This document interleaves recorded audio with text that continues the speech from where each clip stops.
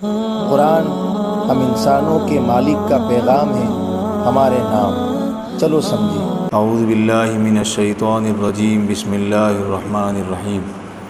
الحمد للہ رب العالمین، الرحمن الرحیم، مالک یوم الدین، ایاک نعبد و ایاک نستعین، اہدنا الصراط المستقیم، صراط الذین انعمت علیہم غیر المغضوب علیہم ولا الضالین، آمین۔ صدق اللہ العظیم وصدق رسولہ النبی الکریم ونحن علی ذلک لمن الشاہدین والشاکرین۔ قرآن کریم کی ایک سورت، سورہ فاتحہ کا مذاکرہ ہم کر رہے تھے۔ بتایا گیا تھا کہ سب سے پہلے یہ بات بتائی گئی کہ تمام تعریف اللہ کے لیے ہے جو تمام جہانوں کا رب ہے۔ اس کے بعد بتایا وہ بڑا مہربان ہے۔ اس کے بعد بتایا وہ نہایت رحم کرنے والا ہے۔ اور تیسری آیت میں بتایا کہ وہ قیامت کے دن کا مالک ہے۔ انسان نے جب یہ تینوں چیزیں مان لی، اللہ کو رب مان لیا، اس کے مہربان ہونے کو مان لیا، مرنے کے بعد دوبارہ اٹھنا ہے اور اللہ کو جواب دینا ہے، جب اس کو مان لیا تو اب اللہ تعالیٰ نے انسان کو ایک بات یہ سکھائی، ایاک نعبد و ایاک نستعین، کہ اللہ جب آپ ایسے ہیں تو ہم عبادت بھی آپ کی کرتے ہیں اور آئندہ بھی کریں گے، اور مدد بھی آپ سے مانگتے ہیں اور آئندہ بھی مدد آپ سے مانگتے رہیں گے۔ یہ بہت بنیادی بات ہے، یعنی یوں کہیے کہ یہاں سے انسان اپنی زندگی کا گول فکس کرتا ہے کہ مجھے کیوں جینا ہے، پیسے کمانے کے لیے، حکومت کے لیے، اس کے لیے، اس کے لیے۔ فرمایا نہ، ایاک نعبد، اللہ مجھے جینا ہے تیرے لیے، میں کھاؤں گا بھی، میں کماؤں گا بھی، میں مکان بھی بناؤں گا، میں نکاح بھی کروں گا، لیکن ایاک، تیرے کہے ہوئے کے مطابق، اپنی مرضی سے نہیں۔ اسی کو عبادت کہتے ہیں۔ ضروریات انسان پورا کریں، لیکن ضرورت کے پورا کرنے میں جب اللہ کی تعلیمات کے مطابق وہ ضرورت پوری کی جاتی ہے تو وہ عبادت بن جاتی ہے۔ تو یہ بہت بڑا ایگریمنٹ ہے، اللہ ہمیں اس کا احساس نصیب کرے۔ ایاک نعبد، کسی چھوٹے سے ہم یہ ایگریمنٹ نہیں کر رہے۔ کائنات اور دنیا کے بنانے والے ہمارے اللہ سے ہم یہ ڈیل کر رہے ہیں، ایاک نعبد، اللہ آپ کی عبادت کرتے ہیں اور آئندہ بھی آپ کی عبادت کریں گے۔ اس کا مطلب یہ ہوا اللہ ہماری جان جائیں تو جائیں، ہم کسی بت کے سامنے سر نہیں جھکائیں گے، یہ مطلب ہوا۔ بہت بڑی بات یہ قرآن کریم نے بہت شروع میں کہی ہے، وَإِيَّاكَ نَسْتَعِينُ، اور ہم آپ ہی سے مدد مانگتے ہیں، اور اللہ جب بھی ہمیں ضرورت پڑے گی ہم آپ سے مدد مانگتے رہیں گے۔ اس کے بارے میں بہت تفصیل سے بات گزشتہ ہم نے مذاکرے میں پڑھی تھی۔ اب اس کے بعد انسان نے یہ تو ڈیسائیڈ کر لیا کہ بھئی عبادت تو اسی ایک اللہ کی کرنی ہے، اور جب مجھے ضرورت پڑے گی تو مانگنا بھی اسی ایک اللہ سے ہے۔ لیکن اب یہاں انسان رک گیا۔ کیوں رک گیا؟ اس لیے کہ اس کو پتہ نہیں ہے کہ مجھے عبادت کرنی کیسے ہے۔ یہ تو اس نے ڈیسائیڈ کر لیا کہ عبادت کرنی ہے، لیکن کیسے کرنی ہے اس کو تو نہیں معلوم نا۔ اللہ کو کیا چیز پسند ہے، کیا چیز پسند نہیں ہے، انسان کو تو نہیں معلوم، اس لیے کہ وہ تو اللہ خود بتائے گا کہ مجھے یہ چیز پسند ہے، یہ چیز پسند نہیں ہے۔ میری مرضی دوسرا تو نہیں بتا سکتا، میری مرضی میں ہی بتا سکتا ہوں۔ اس لیے اب انسان نے کچھ کہنے کے بجائے اپنے اللہ سے دعا کی، اہدنا الصراط المستقیم، اللہ اب میں آپ کی عبادت کرنا چاہتا ہوں، آپ سے مدد مانگنا چاہتا ہوں، اہدنا الصراط المستقیم، اب آپ ہم کو سیدھا راستہ دکھائیے۔ کیسے عبادت کریں گے ہم آپ کی؟ اللہ آپ بتائیے۔ کیسے مدد مانگیں گے ہم آپ سے؟ اللہ آپ بتائیے۔ اس لیے کہ یہ انسان نہیں بتا سکتا۔ اہدنا، اللہ آپ ہمیں پراپر طریقے سے گائیڈ کیجئے، ہمیں کیسے جینا ہے، آپ کیسے ہم سے زندگی گزروانا چاہتے ہیں، یہ آپ بتائیے۔ اہدنا، ہدایت یہ بڑی غضب کی چیز ہے، اور پورا قرآن اللہ نے اتارا ہے انسان کی ہدایت کے لیے۔ پورا قرآن کے اتارنے کا مقصد نہ سائنس ہے، نہ جیوگرافی ہے، نہ پولیٹکس ہے، نہ کچھ ہے۔ قرآن کے اتارے جانے کا مقصد ہے انسان کو جینے کا طریقہ بتانا، اسی کو ہدایت کہتے ہیں۔ ہدایت صرف اس کو نہیں کہتے کہ نماز پڑھی جائے، روزہ رکھا جائے، زکوٰۃ دی جائے، ان سب کے ساتھ ساتھ ہدایت اس کو بھی کہتے ہیں کہ نکاح کیسے کیا جائے، یہ بھی تو ایک گائیڈنس ہے۔ بہت سارے علاقے، افریقہ کے آپ ملکوں میں چلے جائیے، یورپ کی کنٹریز میں آپ چلے جائیے، آپ کو پتہ لگے گا کہ وہاں نکاح کیسے کیا جائے یہ انسان کو پتہ ہی نہیں ہے۔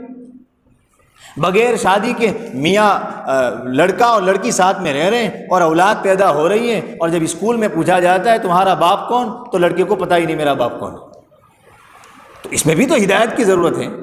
بزنس اور کاروبار کیسے کرنا ہے، کیا اس میں ہدایت کی ضرورت نہیں ہے؟ بالکل ہے، ورنہ انسان سود میں پڑے گا، انسان غریبوں کو دکھی کرے گا۔ تو اہدنا، اللہ ہم کو ہدایت دیں۔ اس ہدایت میں سب آ چکا، مالک کی بھکتی کیسے کرنی ہے، عبادت کیسے کرنی ہے، اس کے سامنے کیسے جھکنا ہے، نمازیں کیسے پڑھنی ہے، روزے کیسے رکھنے، یہ بھی آ چکا۔ اور ہماری جو ڈیلی لائف ہے، ہمیں کھانا کیسے کھانا ہے، دعا کے ساتھ کھانا ہے، یہ تو ہدایت ہے نا۔ کھانے کے بعد دعا پڑھنی ہے، اس کو تو ہدایت کہتے ہیں نا۔ استنجے کیسے جانا ہے، اس کو تو ہدایت کہتے ہیں۔ قبلہ کی طرف دیکھ کے نہیں بیٹھنا، اس کو تو ہدایت کہتے ہیں۔ بزنس اور کاروبار کیسے کرو گے، اس میں بھی ہدایت کی ضرورت ہے۔ وراثت کیسے تقسیم کرو گے، اس میں بھی ہدایت کی ضرورت ہے۔ محلے والوں کے ساتھ کیسے رہو گے، اس میں بھی ہدایت کی ضرورت ہے۔ اگر تمہارا پڑوسی کوئی نان مسلم ہے، غیر مسلم ہے، اس کے ساتھ تم کیسے برتاؤ اور بیہیو کرو گے، اس میں بھی ہدایت کی ضرورت ہے۔ اہدنا، اللہ ہم کو ہدایت دیں، یہ ہدایت انسان نہیں دے سکتا ہے۔ اسی لیے سائنس نے بہت بڑی سے بڑی پرابلم کو سالو کر لیا۔ سائنس نے انسان کو جینا نہیں سکھایا۔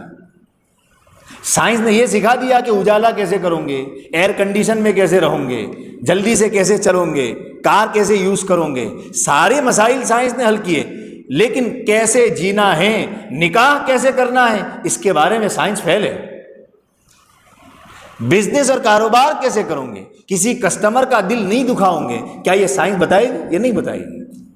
اسی لیے بہت سے انگریزوں نے یہ کتاب لکھی، کسی نے یہ لکھا کہ نامعلوم انسان، یعنی سائنس کو یہ پتہ ہی نہیں کہ انسان کیا ہے۔ کیوں؟ اس لیے کہ انسان کا بنانے والا اللہ ہے، اللہ ہی بتا سکتا ہے کہ انسان کو کیسے جینا ہے۔ جس نے پیدا کیا ہوگا وہی تو بتائے گا۔ موبائل کی جو کمپنی ہوگی وہی بتائے گی کہ اس موبائل کو کیسے یوز کرنا ہے، دوسری کمپنی اس موبائل کے بارے میں نہیں بتا سکتی۔ باٹا کمپنی چپل کے بارے میں بتائے گی، وہ موبائل کے بارے میں نہیں بتا سکتی، اس لیے کہ وہ اس کی پروڈکٹ نہیں ہے۔ سائنس اس بجلی کے بارے میں بتا سکتی ہے، اس لیے کہ یہ بجلی سائنس کی پروڈکٹ ہے۔ پنکھے کے بارے میں بتا سکتی ہے، اس لیے کہ یہ پنکھا سائنس کی پروڈکٹ ہے۔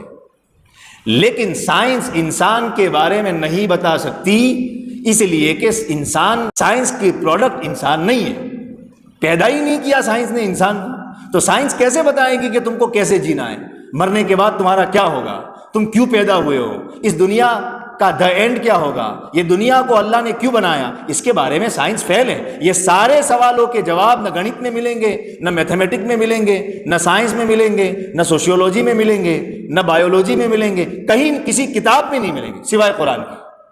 قرآن بتائے گا کہ انسانوں تم کو اللہ نے اس لیے پیدا کیا ہے۔ قرآن بتائے گا انسانوں تم کو نکاح اس طرح کرنا ہے۔ قرآن بتائے گا انسانوں تمہیں وراثت میں تقسیم اس طرح کرنی ہے، اسی کو ہدایت کہتے ہیں۔ تو انسان اب اللہ سے دعا مانگ رہا ہے کہ اللہ ہم کو جینا تو آتا نہیں، اس لیے کہ ہم نے اپنے آپ کو نہیں بنایا، ہم کو آپ نے بنایا ہے۔ تو اللہ جب آپ نے ہم کو بنایا ہے تو اللہ اب ایک کرم اور کر دو، اہدنا، ہم کو جینا سکھا دو، اس کو ہدایت کہتے ہیں۔ جس کو جینا لمبا کرتا پہننے کا نام ہدایت بالکل نہیں ہے۔ خوب سمجھے اس بات کو، جتنا پہلے سمجھ جائے بہت اچھا ہے۔ صرف لمبی داڑھی رکھ لینے کا نام ہدایت نہیں ہے۔ ایک آدمی کرتا پہنتا ہے، لمبی داڑھی رکھتا ہے، لیکن بھائی کو دھوکہ دیتا ہے، کیا یہ ہدایت پر ہے؟ ایک آدمی چلے اور 4 مہینے لگاتا ہے لیکن بھائی سے 5 سال سے بولتا نہیں ہے، کیا یہ ہدایت پر ہے؟ ایک آدمی پڑھاتا ہے مدرسے میں لیکن بہن کو وراثت میں حصہ نہیں دیتا، کیا یہ ہدایت پر ہے؟ تو ہدایت کپڑے بدل دینے کا نام بالکل نہیں۔ ہاں، کپڑے بدلنا بھی ہدایت ہے، لیکن کپڑے بدلنا ہی ہدایت ہے یہ میں نہیں کہتا، یہ تو دھوکہ ہے۔ ایک انسان لمبا کرتا پہن کے یہ سمجھے کہ بس میں تو ہو گیا علامہ، نہیں، بالکل نہیں۔ اس کو یہ دیکھنا پڑے گا کہ وہ روٹین اور روزانہ کی زندگی میں وہ کیسے جیتا ہے۔ صرف نمازیں بھی نہیں، نمازوں اور ان سب کے ساتھ ساتھ اہدنا بہت بڑی بات ہے، بار بار اللہ سے یہ ہدایت مانگنی چاہیے، اس لیے کہ یہ ہدایت نہیں ہوگی تو ہماری زندگی بہت دکھی ہو کر کے گزرے گی۔ اس لیے کہ ہدایت اگر نہیں ہوگی تو پیسہ بھی عذاب ہے، تندرستی بھی عذاب ہے، مکان بھی عذاب ہے، کاروبار بھی عذاب ہے۔ اس لیے کہ مان لو ایک آدمی کے پاس پیسے ہیں لیکن ہدایت نہیں ہے، تو کیا وہ پیسے صحیح جگہ یوز کرے گا؟ اور جب غلط جگہ یوز کرے گا تو جہنم کی تیاری کرے گا کہ نہیں؟ وہ ایک آدمی کے پاس فزیکل فٹنس ہے لیکن ہدایت نہیں ہے، آپ بتائیے یہ فزیکل فٹنس وہ کہاں یوز کرے گا؟ غریبوں کو دبانے میں، لوگوں کا حق مارنے میں۔ ایک آدمی کے پاس بہت ذہن ہے، وہ بہت سمارٹ ہے، بہت انٹیلیجنٹ ہے، بہت انٹلیکچوئل ہے، لیکن ہدایت نہیں ہے تو وہ اپنی سمارٹنیس کہاں یوز کرے گا؟ ہیکنگ میں، بینک اکاؤنٹ کو ہیک کرنے میں، وہاں سے پیسے چرانے میں۔ تو یہ سمارٹنیس کیا کام کی؟ یہ جنت میں لے جائے گی کہ جہنم میں؟ اس لیے ہدایت یہ ایسی ماسٹر کی ہے کہ ہدایت ہے تو سب چیزیں نعمت، پیسہ بھی نعمت، تندرستی بھی نعمت، بیوی بھی نعمت، مکان بھی نعمت اور کاروبار بھی نعمت۔ اور اگر ہدایت نہیں ہے تو ساری چیزیں نعمت کی لسٹ سے باہر ہو جائے گی۔ بہت اہم بات ہے یہ۔ اسی لیے قرآن نے آپ سوچئے ذرا، قرآن شروع ہو رہا ہے یہاں سے، اور قرآن پہلی دعا ہم کو کیا سکھا رہا ہے؟ ہدایت۔ نہ جنت منگوائی، کچھ نہیں منگوایا، اللہ نے کہا سب سے پہلے تمہاری ضرورت ہے ہدایت، تم ہدایت مانگو۔ وہ تو زیادہ جانتا ہے نا، ایک ماں جانتی ہے کہ بچے کو کیا ضرورت ہے، ابھی بچے کے لیے سب سے زیادہ ضروری کیا ہے۔ اسی لیے اللہ تعالیٰ نے ہمیں یہ دعا سکھائی، ہمارے پروردگار نے، کہ انسانوں اور اے میرے بندوں اور بندیوں، اپنے لیے ہدایت مانگو، اہدنا، جینا مانگو، جینے کا طریقہ مانگو۔ اللہ ہم کو ہدایت دے دیجیے، اور یہ ہدایت کوئی نہیں بتائے گا، یہ ہدایت کرے گا کون؟ اللہ۔ ہدایت عربی زبان کا لفظ ہے جس کے معنی ہوتے راستہ دکھانا۔ نہ مرد بتا سکتا ہے، نہ عورت بتا سکتی ہے، اس لیے کہ مرد بتائے گا تو وہ اپنے لیے تو ساری سہولتیں رکھے گا، عورتوں کا حق مارے گا، اور عورت اگر راستہ بتائے گی تو اپنے لیے ساری سہولتیں رکھے گی، مرد کے لیے اس میں کوئی جگہ نہیں۔ اللہ بتا سکتا ہے، اس لیے کہ وہ اللہ نے اس دنیا کو بھی بنایا ہے، انسان کو بھی بنایا ہے، مرد کو بنایا ہے، عورت کو بنایا ہے، تو اللہ بہت بیلنس ہدایت دے سکتا ہے۔ اہدنا، ہم کو ہدایت دے، الصراط المستقیم، سیدھے راستے کی، سیدھا، جو سیدھا اللہ تک پہنچائے، ادھر ادھر نہیں، ورنہ دنیا میں راستے تو بہت ہیں۔ لوگ کہتے ہیں راستے الگ الگ ہیں، منزل ایک ہے، یہ جھوٹ ہے۔ لوگ کہتے ہیں کیا فرق پڑتا ہے، ہم اس دھرم کو مانتے ہو، تم اس دھرم کو مانتے ہیں، کوئی اس دھرم کو مانتا ہے، راستے تو سب الگ الگ ہیں لیکن ایک ہی ہے، یہ جھوٹ ہے۔ صراط مستقیم صرف ایک ہے، سیدھا راستہ صرف ایک ہے، اور وہ ڈنکے کی چوٹ پر ہمیں یقین کرنا چاہیے، وہ ہے دین اسلام جو اللہ نے خود دیا ہے۔ تو ایک تو ہدایت، نمبر 2 ہدایت صرف اس کا نام نہیں ہے، ہدایت بہت وسیع مفہوم میں ہے۔ نماز، روزہ، زکوٰۃ، کمانا، کھانا پینا اور نکاح کرنا، یہ سب میں ہدایت کی ضرورت انسان کو پڑتی ہے۔ اہدنا الصراط المستقیم، اللہ بالکل سیدھا راستہ ہم کو دکھا۔ کس کا راستہ؟ اسی لیے ہمیں بار بار دعا مانگنی چاہیے، ربنا لا تزغ قلوبنا بعد اذ ہدیتنا، اللہ ہمارے دل کو ٹیڑھا نہ کر اس کے بعد کہ تو نے ہم کو ہدایت دی۔ ہماری دعاؤں میں بنگلے ہوتے ہیں، گاڑیاں ہوتی ہیں، اور ہمیں مانگنا چاہیے، خوب مانگنا چاہیے، جو جی میں آئے مانگنا چاہیے، کروڑوں مانگنے چاہیے، اربوں اور خربوں مانگنے چاہیے، اس کو دینا ہے، ہم کو کہاں دینا ہے۔ ہم کو کیا تکلیف ہے؟ اللہ کو دینا ہے نا، اللہ کے پاس کمی تو ہے نہیں۔ لیکن ان سب کے ساتھ ساتھ بہت بنیادی چیز جو ہمیں ہر دعا میں مانگنی چاہیے وہ ہے ہدایت۔ اللہ ہمیں ہدایت دے دے، ہمیں سیدھا راستہ دکھا دے۔ اور آگے فرمایا ان لوگوں کا راستہ اللہ جن پر آپ نے انعام کیا ہے۔ آئیڈیل کون؟ سیدھا راستہ پتہ کیسے چلے گا کہ یہ ہے سیدھا راستہ؟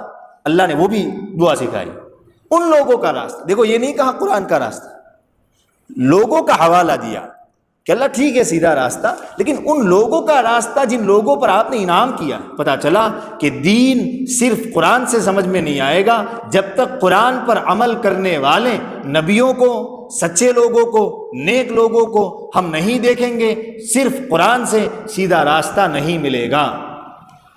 دو ہیں، ایک کتاب اللہ بھی ضروری ہے، مفتی شفیع صاحب رحمہ اللہ نے لکھا ہے، یعنی اللہ کی کتاب سیدھے راستے کے لیے، اور نمبر دو رجال اللہ، اللہ کے جو نیک بندے۔ پہلے زمانے میں نبی ہوتے تھے، اب نبی تو ہے نہیں، اب نیک بندے اللہ کے جو ہیں، اللہ والے جن کو ہم کہتے ہیں، ان کے پاس جائیں گے تب دین کی حقیقت سمجھ میں آئے گی۔ اس لیے کہ صرف کتاب پڑھ کر بھی کوئی ڈاکٹر نہیں بنتا، پریکٹیکل تو کرنا پڑتا ہے نا۔ کوئی کہے کہ میں نے 10 کتابیں ڈاکٹری کے بارے میں پڑھی ہے، لاؤ میں آپریشن کروں، کیا کہیں گے آپ اس کے بارے میں؟ کوئی جائے گا اس کے پاس علاج کرانے کے لیے؟ کیوں؟ اس لیے کہ اس نے تھیوریٹیکل تو کیا ہے، کتابیں پڑھی ہیں، پریکٹیکل نہیں کیا ہے۔ بہت سے وکیل، ان کو وکالت پڑھنے کے ساتھ ساتھ عدالتوں میں کسی سینئر جج کے ماتحت انڈر کام کرنا پڑتا ہے تاکہ وہ دیکھیں، سیکھیں۔ یوٹیوب چینل پر کک اور پکانا سن کر کے کوئی پکانے والا نہیں بن جاتا ہے۔ اگر کبھی ٹرائی کوئی کرے گا تو اس کو پتہ چلے گا کہ کیا کیا ہوتا ہے، کہاں کا کیا ہو جاتا ہے۔ جب تک کسی ماہر پکانے والے کے ہاتھ کے نیچے وہ کام نہیں کرے گا، تب تک آپ 1000 کتابیں پڑھ لیجئے الگ الگ ڈش بنانے پر، آپ کو علم نہیں آئے گا۔ تو دنیا کی ہر فیلڈ میں یہ ہے کہ خالی کتابیں پڑھ کر کے کچھ نہیں ہوتا، جب تک پریکٹیکل نہ کیا جائے۔ تو دین کے معاملے میں بھی ایسا ہے کہ صرف قرآن پڑھ کر اور سمجھ کر کچھ نہیں ہوگا، جبکہ قرآن پڑھنے کے ساتھ ساتھ اللہ والوں اور دین داروں کی صحبت میں نہ بیٹھا جائے۔ انسان اگر اللہ والوں کی صحبت میں نہیں بیٹھے گا تو بہت سی باتیں جو دینداری کی نہیں ہوگی، انسان اس کو دینداری سمجھے گا۔ خوب سمجھے اس بات کو، بہت سی باتیں جو بالکل شریعت کے خلاف ہوگی وہ سمجھے گا کہ نہیں یہ دینداری ہے۔ مثال کے طور پر ایک آدمی بیمار ہے رمضان کے مبارک مہینے میں، ڈاکٹروں نے، اچھے ڈاکٹروں نے، مسلمان ڈاکٹروں نے صاف منع کیا ہے کہ ابھی آپ اس کنڈیشن میں نہیں ہیں کہ آپ روزہ رکھیں۔ اب وہ آدمی کسی بزرگوں سے اس کا کوئی تعلق ہی نہیں ہے، وہ کہہ رہے نہیں جان جائے تو جائے، میں تو روزہ رکھوں گا۔ لوگ چاہیں اس کو کہیں کہ یہ دیندار ہیں، لوگ چاہیں اس کو کہیں کہ کتنا پابند ہے، مرنے کے لیے تیار ہے لیکن روزہ چھوڑنے کے لیے تیار نہیں ہے۔ آپ یقین جانو یہ دینداری نہیں ہے، یہ دینداری کا نشہ ہے۔ شیخ الاسلام مفتی محمد تقی عثمانی صاحب دامت برکاتہم نے لکھا ہے ایسے آدمی کو چاہیے کہ وہ روزہ چھوڑ دے، ورنہ ایسی حالت میں روزہ رکھنا یہ اللہ کے سامنے بہادری دکھانا ہے، اور اللہ کو بہادر پسند نہیں ہے، اللہ کو کمزور بندے پسند ہیں جو اس کے سامنے جھکے، اس کے سامنے چھوٹے بنے۔ اگر بیماری کے باوجود، بیماری یعنی ایسی بیماری جس میں، ورنہ کوئی کہے گا چلو آج تفسیر میں آنا وصول ہو گیا اس لیے کہ اب پتہ چلا معمولی سا بخار آئے تو روزہ مت رکھو، یہ بات نہیں ہے۔ ایسی بیماری، اسی لیے میں انڈر لائن کر رہا ہوں، ایسی بیماری کہ بڑے بڑے مسلم ڈاکٹروں نے ہم کو یہ کہا ہو کہ اگر تم روزہ رکھو گے تو تمہاری جان جا سکتی ہے۔ ایسا آدمی اگر روزہ رکھے گا تو اس کا مطلب یہ ہوا کہ وہ اللہ کے سامنے بہادری دکھا رہا ہے کہ کچھ بھی ہو جائے میں روزہ رکھوں گا، مجھ میں طاقت ہے۔ مفتی تقی صاحب رحمہ اللہ دامت برکاتہم نے لکھا کہ چھوٹے بن جاؤ، مت رکھو روزہ، منع کیا ہے ڈاکٹر نے، تو اللہ کو کہو اللہ ہم تو کمزور ہیں، جب تندرستی ہوگی رکھ لیں گے۔ اب یہ کب آئے گا؟ جب انسان بزرگوں کی صحبت میں جائے گا، تب یہ مقصد ہے خانقاہ میں جانے کا۔ خانقاہ میں جانے کا مقصد ہے دین کو سیکھنا، خانقاہ میں جانے کا مقصد اپنے لیے دین کو سیکھنا اور سمجھنا، کیا ہے دین، ایسے سوالات بزرگوں سے کرنا۔ لیکن میں یہ کہہ رہا ہوں کہ یہاں قرآن نے کیا کہا؟ اللہ ہمیں ان لوگوں کا راستہ دکھا، لوگ اس لیے کہ لوگوں سے دین سمجھ میں آئے گا کہ ہاں یہ اس کو کہتے دینداری۔ بہت سی باتیں ہیں، بہت سی باتیں ہیں جو بزرگوں کی صحبت میں بیٹھنے کے بعد سمجھ میں آتی ہے کہ اچھا یہ ہے۔ اور وہ کون ہیں؟ پہلے نبی تھے، اب نبی نہیں ہے تو اللہ والے ہر زمانے میں ہوتے ہیں، کبھی خالی نہیں ہوگا زمانہ اللہ والوں سے، کبھی نہیں۔ اب آپ سمجھیں اللہ والوں کی صحبت میں جانا کتنا ضروری ہے۔ صراط الذین انعمت علیہم، اللہ جن پر آپ نے انعام کیا ہے، اس لیے کہ وہ لوگ تو ہے نا جو ہدایت والے ہیں۔ آئیڈیل تو ہونا چاہیے نا، پریکٹیکل ہم کس کے پاس رہ کر کریں گے؟ قرآن نے حوالہ دیا کہ نبی ہو تو نبی کے ساتھ رہ کر، نبی نہ ہو تو صدیقین، شہداء اور صالحین کے ساتھ رہ کر۔ اور فرمایا غیر المغضوب، اللہ ان لوگوں کے راستے پر ہم کو نہ چلانا۔ کن لوگوں کے راستے پر؟ المغضوب علیہم، اللہ ان لوگوں کے راستے پر جن پر آپ کا غصہ ہوا ہے، آپ جن پر غصے ہوئے ہیں ان لوگوں کے راستے پر نہیں۔ مغضوب علیہم یعنی وہ لوگ جن کے سامنے سچا راستہ آ چکا پھر بھی وہ مارے ہٹ درمی کے، حسد کی وجہ سے، کینے کی وجہ سے وہ اس راستے پر نہیں چلتے، جان بوجھ کر ان کو پتہ ہے کہ سیدھا راستہ یہ ہے پھر بھی وہ اس راستے پر چلتے۔ جیسے یہودیوں کو پتہ ہے کہ نبی علیہ السلام اور حضرت محمد رسول اللہ صلی اللہ علیہ وسلم یہ آخری نبی ہیں، ان کو پتہ ہے، تورات میں یہ بات انہوں نے پڑھی تھی، لیکن کیوں نہیں مانا؟ حسد کی وجہ سے۔ ہمارے خاندان سے کیوں نہیں آئے؟ جو بھی لوگ دینداری اور سیدھا راستہ معلوم ہونے کے باوجود غلط راستہ چنیں گے، قرآن نے ہم کو یہ ہدایت دی کہ انسانوں اپنے لیے دعا مانگو، اللہ ان لوگوں کے راستے پر ہم کو نہ چلا۔ اس لیے کہ ایک آدمی کو معلوم ہے کہ سیدھا راستہ یہ ہے پھر بھی نہیں چل رہا ہے تو کیا کہیں گے آپ اس کے بارے میں؟ وہ تو حقدار ہے اس کا کہ اس پر غصہ کیا جائے۔ ہمارے علماء نے لکھا ہے کہ مراد یہود ہے، لیکن یہود خالی نہیں، ایسے وہ سب لوگ۔ اور فرمایا ولا الضالین، اللہ وہ لوگ بھی نہیں جو راستے سے بھٹک گئے، یعنی انہوں نے سیدھا راستہ تلاش ہی نہیں کیا۔ تلاش تو کرنا پڑے نا۔ تو اللہ، ہمارے علماء نے لکھا ہے، تفسیر کے علماء نے، کہ اس سے مراد نصارہ ہیں، عیسائی لوگ ہیں، عیسائی، اس لیے کہ انہوں نے عیسیٰ علیہ السلام کو اللہ کا بیٹا بنا لیا، اللہ بنا لیا، غلو میں مبتلا ہو گئے۔ تو ان دونوں سے اور وہ سب لوگ جو ان دونوں کے پیچھے چلتے ہوں، قرآن نے کہا آپ یہ دعا کرو اللہ سے کہ اللہ ان کے راستے پر نہ چلا، یہودیوں کے راستے پر بھی نہیں۔ سوچو آپ، پہلے ہی قرآن یہودیوں کا حوالہ دے رہا ہے، کتنی خطرناک قوم ہوگی وہ یہودی، کتنی خطرناک قوم ہوگی۔ کچھ آپ کا ذہن جا رہا ہے فلسطین اور اسرائیل کی طرف؟ کیوں پناہ مانگ رہا ہے قرآن؟ کیوں قرآن ہم کو یہ کہہ رہا ہے کہ انسانوں یہ دعا کرو کہ یہودیوں کے راستے پر مت چلانا؟ کتنی خطرناک قوم ہے وہ کہ قرآن پہلی مرتبہ میں یوں کہہ رہا ہے کہ نا یہودیوں کے راستے پر چلنے سے پناہ مانگو، کہ نہیں ان کے راستے پر نہیں، اور نصارہ کے راستے پر۔ بہرحال یہ اس صورت کا خلاصہ ہے، اور اخیر میں، اس صورت کے اخیر میں آمین کہنا یہ سنت ہے۔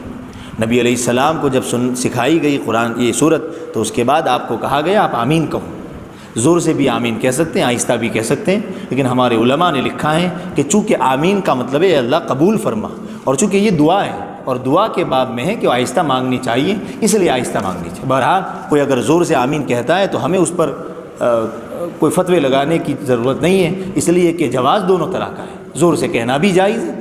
آپ کو کیا یہ بھی معلوم ہونا چاہیے کہ ایسی بھی مسجدیں ہیں جہاں اس بات پر جھگڑا ہوتا ہے اور اس بات پر خون خرابہ ہوتا ہے کہ آمین زور سے کہنی چاہیے یا آمین آہستہ کہنی چاہیے۔ لا حول ولا قوت، یہ وہ مسائل ہیں جس کی طرف توجہ کرنی چاہیے۔ بھائی زور سے کہو تو بھی ٹھیک ہے، آہستہ کہو تو بھی ٹھیک ہے، ہمارے علماء نے یہ کہا ہے کہ آمین آہستہ کہو اس لیے کہ دعا ہے۔ کوئی اگر زور سے کہے تو اس کو گھرنے کی ضرورت نہیں ہے۔ اللہ تعالیٰ ہمیں توفیق عطا فرمائے۔ یہ سورت کا خلاصہ ہے۔ اب اس سورت میں ہمارے لیے سیکھنے کی کیا چیزیں ہیں اس کو ہم آئندہ ہفتے مذاکرے میں لائیں گے۔ وصلی اللہ علی النبی الکریم۔